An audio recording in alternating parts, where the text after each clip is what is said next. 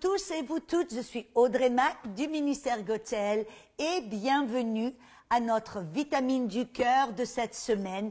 Et cette semaine, je veux vous parler des ambassadeurs. Savez-vous que vous et moi, nous sommes appelés à être ambassadeurs pour Christ. On voit ça dans 2 Corinthiens, chapitre 5, verset 20.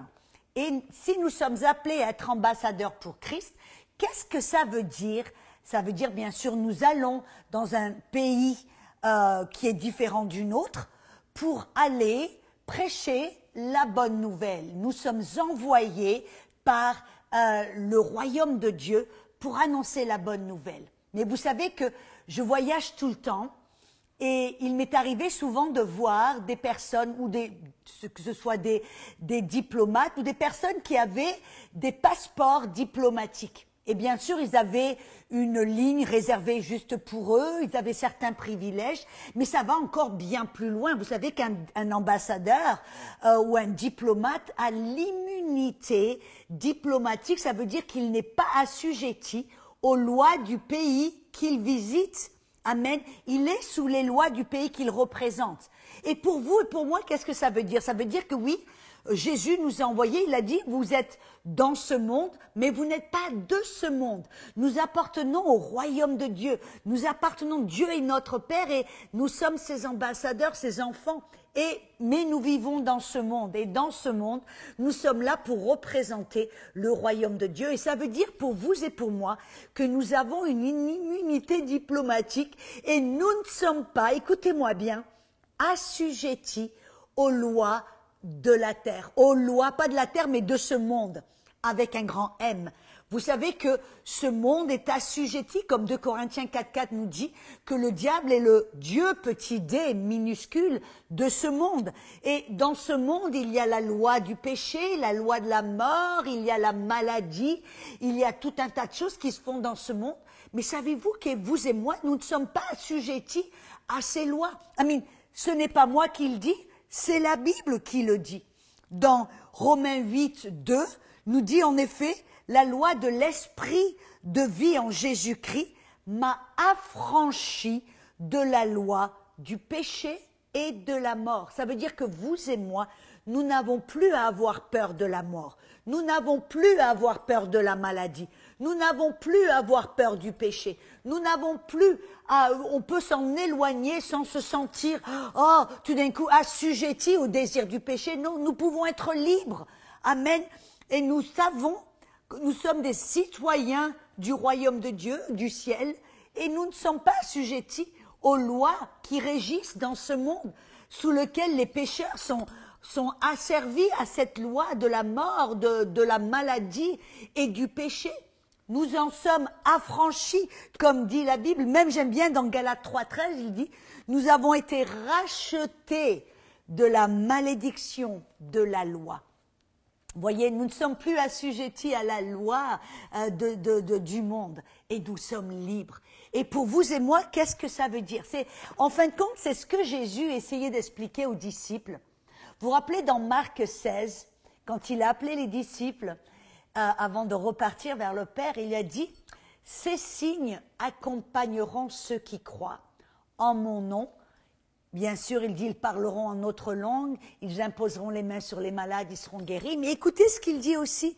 Il dit « Ils saisiront des serpents et s'ils boivent, et je rajouterai entre parenthèses, s'ils touchent, s'ils frôlent, s'ils sentent, s'ils viennent en contact avec quelque chose de mortel, cela ne leur fera aucun mal. Wow, c'est exactement de ça que Jésus parlait. Il révélait aux disciples, et les gars, je vous ai appelé à prêcher l'évangile, vous allez faire des signes et des miracles, parler en notre langue, et sachez que vous aussi, vous avez immunité diplomatique. En fin de compte, les disciples pouvaient aller dans le monde, à droite et à gauche, sans avoir peur des virus. Ils pouvaient imposer les mains sur les malades. Et vous savez, j'ai imposé les mains sur des lépreux, j'ai imposé les mains sur des personnes hautement contagieuses, j'ai imposé les mains sur des malades, et je n'ai jamais été atteinte. Je l'ai fait sans avoir peur parce que je savais que j'avais immunité diplomatique, que nous n'avons pas à être assujettis, à avoir peur à cela. Et vous savez, je vais vous dire la vérité, quand j'ai commencé dans la mission, je me rappelle la première fois que je suis allée en Inde. Si vous savez quoi que ce soit de l'Inde, vous savez que c'est un pays quand quelqu'un va en Inde, on leur dit il faut surtout te prendre, c'est faire tes piqûres, faire ceci, faire cela, et vous voyez, c'est tout un truc en Inde, parce que il y a tellement de maladies, tellement, ils n'ont aucun concept des germes.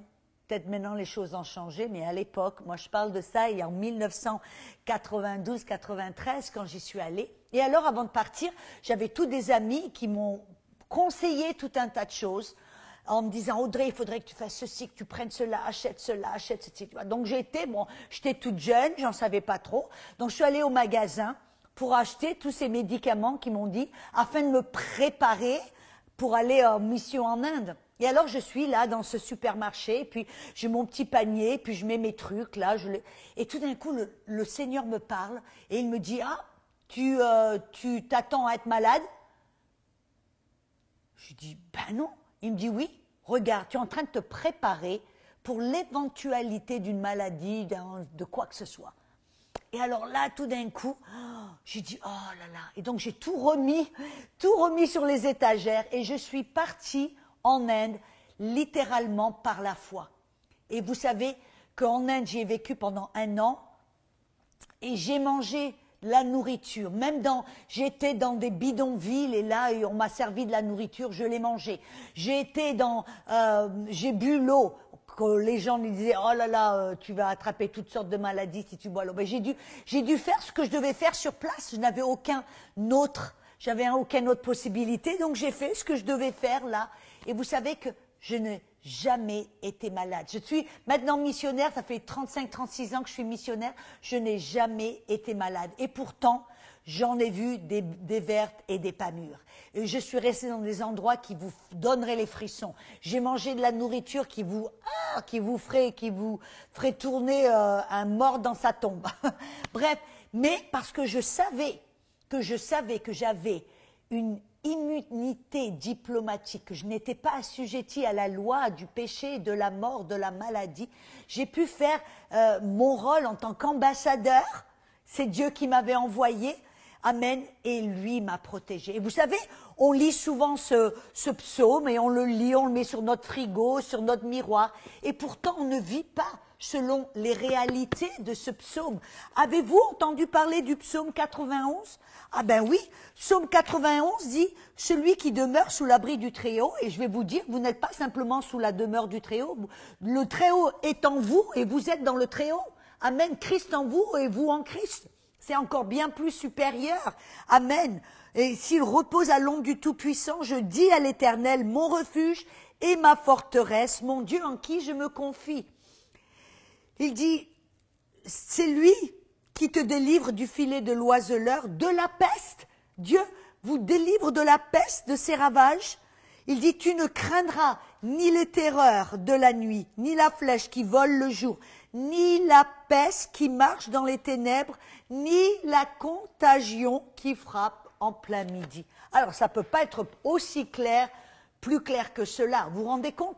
Pourquoi? C'est ce que le psaume 91 nous révèle, que nous avons l'immunité diplomatique, et encore, si cela était valide dans l'Ancien Testament, en combien plus forte raison, vous et moi en Christ, avons-nous en Christ cette immunité diplomatique?